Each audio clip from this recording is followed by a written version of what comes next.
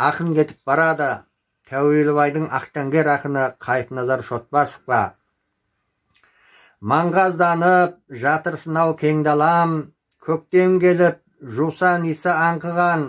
таңбаланып тасқа түскен тарихтай, ақындардан ел аузында жыр қалған, жылдар жалғап ғасыр ғұмыр ағады,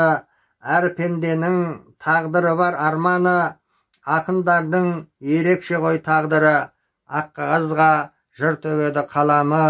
ақын аты ел есінде қалады, өткен оның оқылады жырлары, жыр бұлақ боп оқырманға жетеді, шыңыраудан толқып шыққан ойлары, қаламында қасиет бар ақынның, сын сағатта сөзін сөйлер халқының, ұрық беріп намыс отын жағады, Махамбеттің жырларындай асқақ үн, келе жатты өмірзақтың ізімен, бар бақытын тапқандай боп өлеңнен,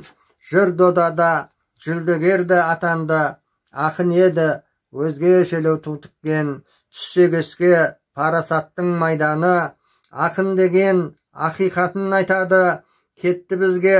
қазынасын қалдырып, жырдан сомдап ақын деген тұлғаны, өзі жоқта оқылсегер жырлары, осы шығар әр ақынның арманы, құлыптасын жырмен қойып өзіне, қайтпас жолмен ақын кетіп барады.